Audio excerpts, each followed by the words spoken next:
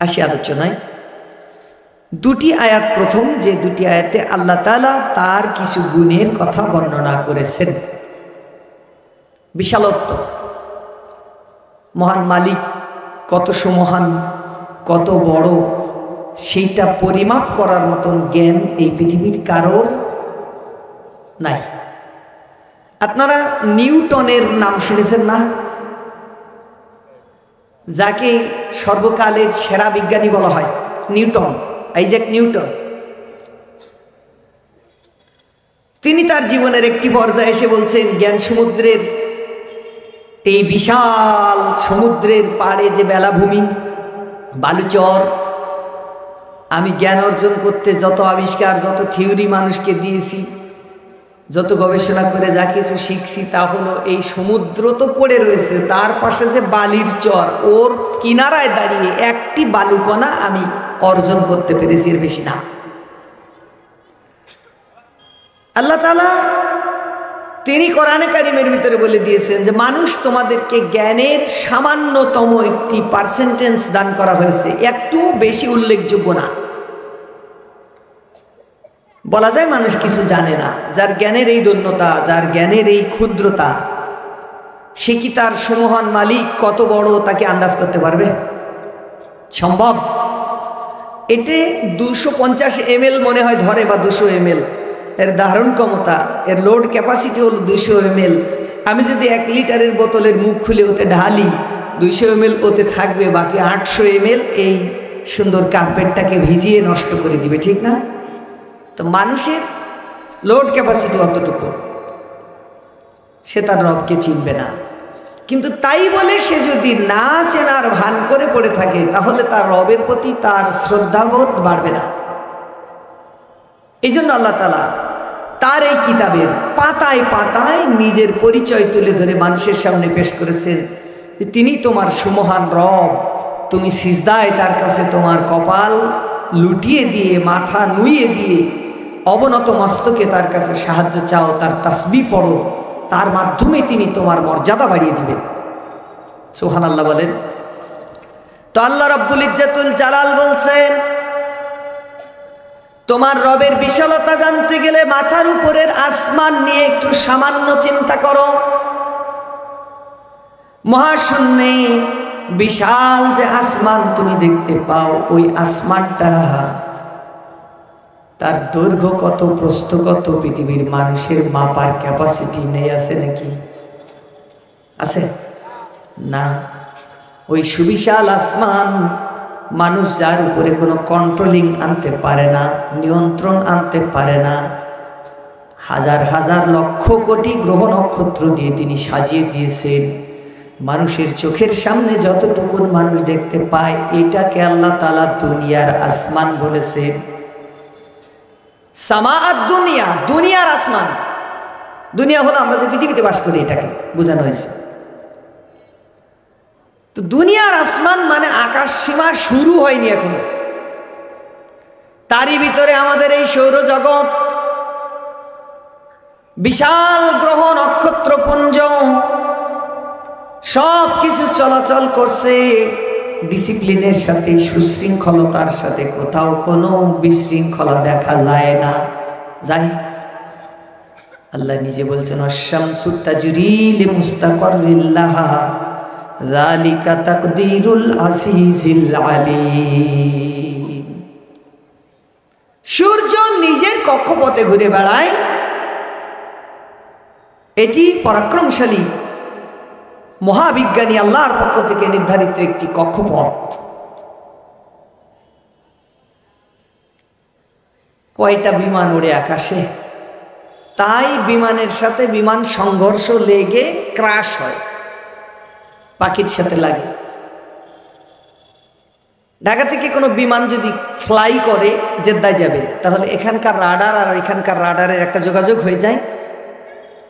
বিমানের সামনে দিয়ে একটি রে ফেলে দিয়ে, একটি দাগ মহাশূন্যের উপর দিয়ে একটি দাগ চিহ্ন দিয়ে, লাইটের মাধ্যমে, ইন্ডিকেটর লাইটের মাধ্যমে, যে এই দাগ ধরে তুমি চলবা, এদিক ওদিক ঘুরলে রাডারের আওতার বাইরে চলে যাবা, সমুদ্রে যে সিজদা দিয়ে পড়ে থাকবা, 300-400 যাত্রীর সলিল সমাধি হয়ে যাবে।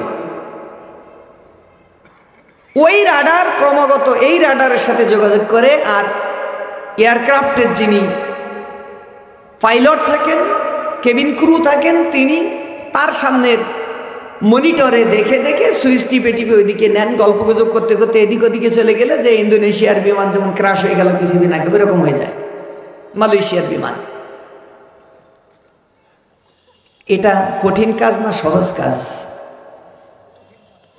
একটি বিমান এইখান থেকে ফ্লাই করায় জেদ্দায় নামানো কত কঠিন, কত লোকের ব্রেন, কত লোকের শরীর ওইখানে বিনিয়োগ করা, কোনো দিকে এদিক ওদিকে করার কায়দা নাই। তারপরে আস্তে ধীরে ওইখানে যায়। এর পরেও মাঝে মাঝে উল্টা পাল্টা হয় কিনা? আমাদের শিববাড়ি টু সোনাডাঙ্গা এই রাস্তাটায় প্রতিদিন হাজার হাজার auto bike, motorcycle, private car, বড় গাড়ি চলে, চলে না? মাঝে মাঝে একটার সাথে আর একটা সংঘর্ষ লাগে না? অথচ ওই পাশ দিয়ে এক দল যায়, এই পাশ দিয়ে আর এক দল যায়, তারপরেও লাগিয়ে ফেলে। তো আল্লাহ রাব্বুল আলামিন বলছেন, ওয়াকুল্লুন ফি ফালাকি ইয়াসবাহুন, আমি মহাকাশে এই যে ভাসিয়ে দিয়েছি ভেলার মতো, ঘুড়ির মতো অসংখ্য তারকারাজি, তোমরা দেখছো হিজিবিজি বিশৃঙ্খল ভাবে বসে আছে, কিন্তু আমি একটি ডিসিপ্লিনের মাধ্যমে প্রত্যেককে তার নিজের কক্ষপথে এদেরকে ভাসিয়ে নিয়ে বেড়াচ্ছি, ঘুরাচ্ছি। সেটি হলো বুরুজ, কক্ষপথ, সীমানা। আর তার রিমোট কন্ট্রোলটা আমি আল্লাহ তাআলার ইচ্ছার উপর নির্ভরশীল। আমি যেভাবে ইচ্ছা তাদেরকে পরিচালনা করছি, এই ইচ্ছার বাহিরে কেউ কোনোদিন কোথাও একটু বিরতিও দিচ্ছে না, থেমেও যাচ্ছে না, গতি কম বেশ করছে না। বলেন সুবহানাল্লাহ। এটি কত সূক্ষ্ম নিয়ন্ত্রণ, সেটা বোঝার মতন বুদ্ধি আল্লাহ তাআলা আমাদের সবাইকে দেয়নি। তো আল্লাহ রাব্বুল আলামিন বলছেন, ওয়া জাআলা ফিহা সিরাজাও ওয়া কমারাম মুনীরা,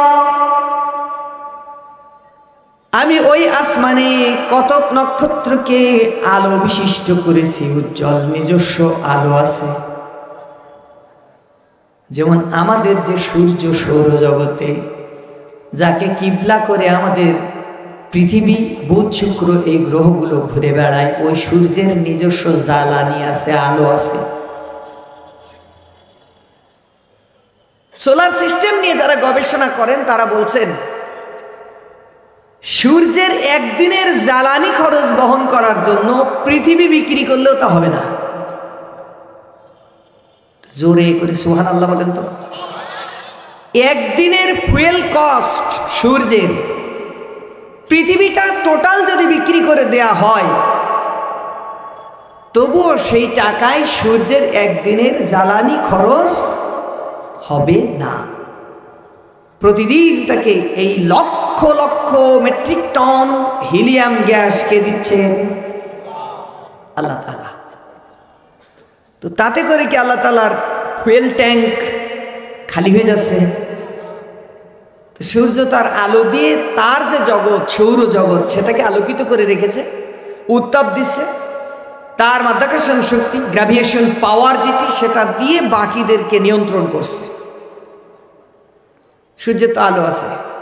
আজকে মনে হয় দ্বাদশীর চাঁদ, জমাদিউস সানির বা একাদশীর আকাশে সুন্দর জ্যোৎস্না, এই চাঁদ থেকে আমরা আলো দেখতে পাইছি কিনা? কথা বলেন। তাহলে আমরা দেখছি সূর্যেরও আলো আছে, চাঁদেরও আলো আছে, কিন্তু আল্লাহ তাআলা বলছেন, বিজ্ঞান বলছে যে না, চাঁদের কোনো নিজস্ব আলো নেই। আমার থেকে চাঁদের কিছু বড় বড় মৌলবী সাহেব বলেছে যে বিজ্ঞানের থিওরি ভুল, চাঁদের আলো আছে, রাত হলেই তো আমরা লাইট দেখি, আলো দেখি। কথা বুঝতে পেরেছেন? আমার মতন ছোট হুজুররা বলে না, বড় বড় হুজুররা। একদল মানুষ তো তারা একেবারে কাঁচা মেরে ময়দানে নামে, যে বলেছে চাঁদের আলো নেই সে মিথ্যাবাদী, আমরা তা প্রমাণ করে ছাড়বো। কিন্তু আল্লাহ কোরআন বলছে চাঁদের আলো নেই, ও কমারম মুনীরা, সে আলোকিত।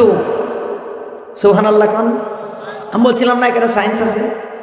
এই একটি শব্দ, সিরাজ নিজস্ব আলোওয়ালা নক্ষত্র, জ্যোতিষ্ক আসমানে, আর কমার সে হলো মুনীর, নক্ষত্রের আলো দিয়ে সে আলোকিত, সে হলো আয়না, তা থেকে আলো বেরোয় না, সে আলোটাকে রিপ্লাই করে পাঠায়। কথা বুঝছেন? সূর্যের আলো থেকে চাঁদ কিছু আলো পায়, আর ওটা দুনিয়ার দিকে ফোকাস মেরে আয়নায় যেমন টর্চ লাইট লাগালে জ্বালাই দিলে ও আলোটাকে ফেরত দেয় রিপ্লাই করে আপনার দিকে, অনুরূপ প্রতিবিম্ব আকারে চাঁদ সেই আলোটাকে রিটার্ন করে। তো এই আলোটা আমরা দিয়ে পাঠাইনি, আল্লাহ তাআলা সূর্য থেকে ওর কাছে কিছু ফোকাস করে দিচ্ছে।